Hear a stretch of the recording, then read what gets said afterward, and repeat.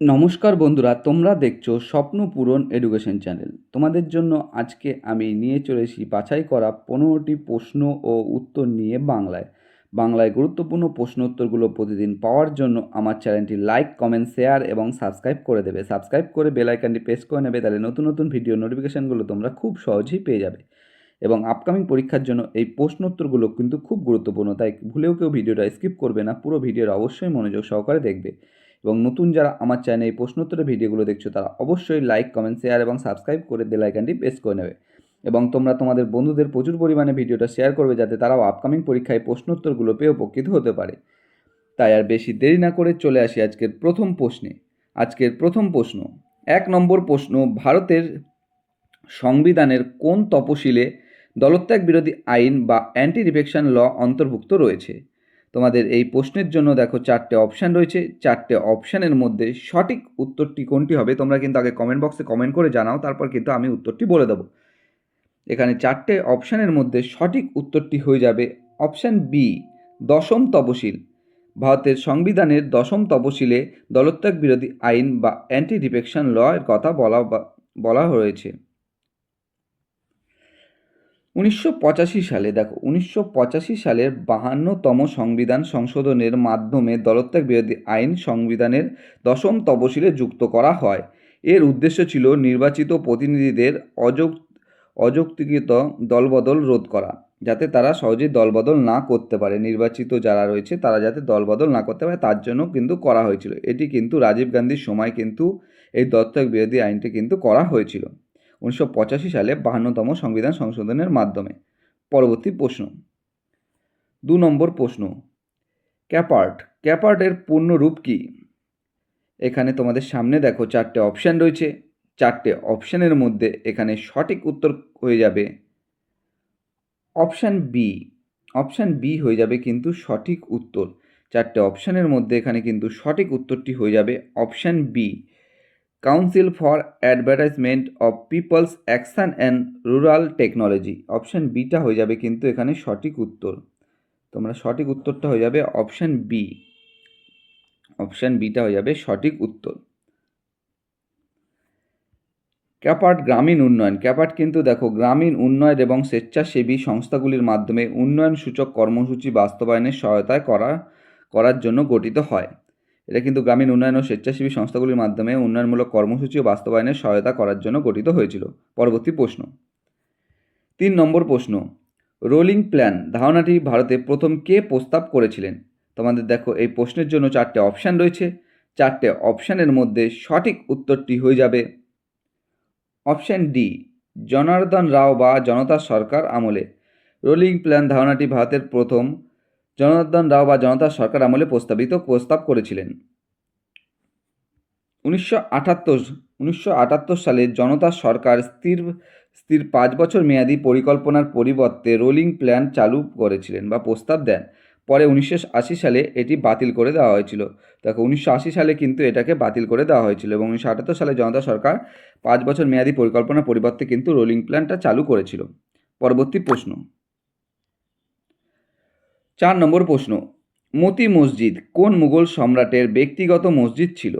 তোমাদের সামনে এই প্রশ্নের জন্য দেখো 4টে অপশান রয়েছে। 4টে অপশানের মধ্যে কোনটি সঠিক উত্তর হবে তোমরা কিন্তু কমেন্ট বক্সে কমেন্ট করে জানাও। এখানে 4টে অপশানের মধ্যে কিন্তু সঠিক উত্তরটি হয়ে যাবে অপশান বি, শাহজাহান। মতি মসজিদ শাহজাহান মুঘল সম্রাটের ব্যক্তিগত মসজিদ ছিল। আগ্রা দুর্গের ভেতরে, এটা কিন্তু আগ্রা দুর্গের ভেতরে অবস্থিত মতি মসজিদ শাহজাহান নির্মাণ করেন। এটি তার রাজপরিবারের ব্যক্তিগত উপাসনার জন্য ব্যবহৃত হতো। এটি কিন্তু তার রাজপরিবারের ব্যক্তিগত উপাসনার জন্য কিন্তু ব্যবহার করতেন। পরবর্তী প্রশ্ন, 5 নম্বর প্রশ্ন, ফ্র্যাঙ্কফুর্ট স্কুল মূলত কোন বিষয়ের সঙ্গে সম্পর্কিত? তোমাদের এই প্রশ্নের জন্য দেখো 4টে অপশান রয়েছে। 4টে অপশানের মধ্যে সঠিক উত্তরটি হয়ে যাবে অপশান বি, সমাজতত্ত্ব ও সমালোচনামূলক তত্ত্ব। সমাজতত্ত্ব ও সমালোচনামূলক তত্ত্ব কিন্তু জন্য ফ্র্যাঙ্কফুর্ট স্কুল মূলত সমাজতত্ত্ব ও সমালোচনামূলক বিষয়ের সঙ্গে সম্পর্কিত। ফ্র্যাঙ্কফুর্ট স্কুল আধুনিক সমাজ, সংস্কৃত, গণমাধ্যম ও পুঁজিবাদ নিয়ে সমালোচনামূলক গবেষণার জন্য পরিচিত ছিল। পরবর্তী প্রশ্ন, নম্বর প্রশ্ন, ভারতের কোন সংস্থা সরকারি হিসাব পরীক্ষা করে? এই প্রশ্নটা কিন্তু খুবই গুরুত্বপূর্ণ প্রশ্ন। এই প্রশ্নের জন্য দেখো তোমাদের 4টে অপশান দেওয়া রয়েছে। 4টে অপশানের মধ্যে সঠিক উত্তরটি হয়ে যাবে অপশান সি, ক্যাগ। ক্যাগ কিন্তু তোমাদের ভারতের ক্যাগ সংস্থা সরকারি হিসাব কিন্তু পরীক্ষা করে বা অডিট করে। ক্যাগ কেন্দ্র ও রাজ্য সরকারের কিন্তু কেন্দ্র ও রাজ্য সরকারের আয় ব্যয়ের নিরীক্ষা করে এবং তার রিপোর্ট সংসদ ও বিধানসভায় পেশ করে। ক্যাগ কিন্তু কেন্দ্র রাজ্যের আয় ব্যয়ের নিরীক্ষা করার পর রিপোর্টটা কিন্তু সংসদ ও বিধানসভায় কিন্তু পেশ করে থাকেন। পরবর্তী প্রশ্নে যাওয়ার আগে তোমাদের বলতে চাই, ক্যাগ কত নম্বর আর্টিকেলে এই ক্যাগের কথা বলা রয়েছে তোমরা কিন্তু কমেন্ট বক্সে কমেন্ট করে জানিও। পরবর্তী প্রশ্ন, 7 নম্বর প্রশ্ন, বেসিক স্ট্রাকচার কোন মামলার রায় থেকে প্রতিষ্ঠিত হয়? তোমাদের সামনে এই প্রশ্নের জন্য দেখো 4টে অপশান রয়েছে। 4টে অপশানের মধ্যে কোনটি সঠিক উত্তর হবে তোমরা কিন্তু কমেন্ট বক্সে কমেন্ট করে জানাও। এই প্রশ্নটাও কিন্তু খুবই গুরুত্বপূর্ণ প্রশ্ন। এখানে সঠিক উত্তরটি হয়ে যাবে অপশান বি, কেশবানন্দ ভারতী মামলা। বেসিক স্ট্রাকচার কেশবানন্দ ভারতী মামলা রায় থেকে প্রতিষ্ঠিত হয় এবং এটি কিন্তু 1973 সালে হয়েছিল। কেশবানন্দ ভারতী মামলাটা কিন্তু 1973 সালে হয়েছিল। সুপ্রিম কোর্ট রায় দেয় যে সংসদ বিধানসভা সংশোধন করতে পারবে কিন্তু সংবিধানের মৌলিক কাঠামো পরিবর্তন করতে পারবে না। সংবিধানের কিন্তু দেখো মৌলিক কাঠামোটা কিন্তু পরিবর্তন করা যাবে না। এই কেশবানন্দ ভারতী মামলার মাধ্যমেই কিন্তু জানানো হয়েছিল। পরবর্তী প্রশ্ন, 8 নম্বর প্রশ্ন, হরপ্পা সভ্যতার কোন নগরটি সম্পূর্ণ পরিকল্পিত জল সংরক্ষণ ব্যবস্থার জন্য বিশেষভাবে বিখ্যাত? এই প্রশ্নের জন্য দেখো 4টে অপশান রয়েছে। 4টে অপশানের মধ্যে কোনটি সঠিক উত্তর হবে কমেন্ট বক্সে কমেন্ট করে জানাও।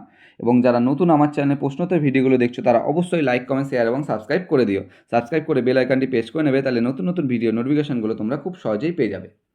এই প্রশ্নের জন্য দেখো সঠিক উত্তরটি হয়ে যাবে অপশান বি, ধোলাভিরা। হরপ্পা সভ্যতার ধোলাভিরা নগরটি সম্পূর্ণ পরিকল্পিত জল সংরক্ষণ ব্যবস্থার জন্য বিশেষভাবে বিখ্যাত ছিল। গুজরাটের কচ্ছ জেলায় অবস্থিত কিন্তু এই ধোলাভিরা উন্নত জলধারা বাঁধ ও জল সংরক্ষণ ব্যবস্থার জন্য বিশ্ববিখ্যাত। এটি 2021 সালে ইউনেস্কো ওয়ার্ল্ড হেরিটেজ সাইট হিসাবে স্বীকৃত পায়। এটিও কিন্তু খুব গুরুত্বপূর্ণ, দেখে নেবে। এটা আমি অন্য কালি দিয়ে করে দিচ্ছি। দেখো এটি কিন্তু দেখো 2021 সালে ইউনেস্কো ওয়ার্ল্ড হেরিটেজ সাইটে কিন্তু স্বীকৃতি পেয়েছে। 9 নম্বর প্রশ্ন, ভারতীয় সংবিধানের মূল অনুচ্ছেদে রাষ্ট্রপতির বিরুদ্ধে অভিশংসন বা ইমপিচমেন্ট এর বিধান রয়েছে। তোমাদের সামনে দেখো 4টে অপশান রয়েছে। 4টে অপশানের মধ্যে এখানে সঠিক উত্তরটি হয়ে যাবে অপশান বি, অনুচ্ছেদ 61 বা 61। ভারতীয় সংবিধানের অনুচ্ছেদ 61তে রাষ্ট্রপতির বিরুদ্ধে অভিশংসন বা ইমপিচমেন্ট বিধান রয়েছে। রাষ্ট্রপতি সংবিধান লঙ্ঘন করলে রাষ্ট্রপতি যদি সংবিধান লঙ্ঘন করে সংসদের মাধ্যমে অভিশংসন বা ইমপিচমেন্ট করা যায়, এই বিধান অনুচ্ছেদ 61তে উল্লেখ রয়েছে। পরবর্তী প্রশ্ন, 10 নম্বর প্রশ্ন, লাফার কার্ভ কোন বিষয়ের সঙ্গে সম্পর্কিত? তোমাদের সামনে এই প্রশ্নের জন্য 4টে অপশান রয়েছে।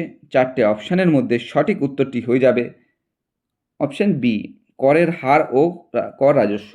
লাফার কার্ভ করের হার ও কর রাজস্ব বিষয়ের সঙ্গে সম্পর্কিত।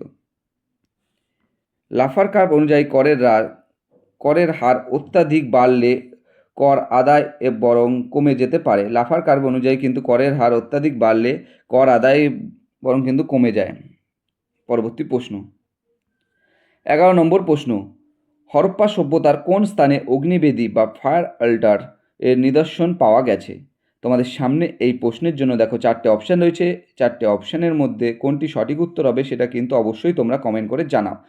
এখানে কিন্তু এই প্রশ্নটাও কিন্তু খুব গুরুত্বপূর্ণ প্রশ্ন এবং বহুবার কোনো না কোনো পরীক্ষায় এসেছে।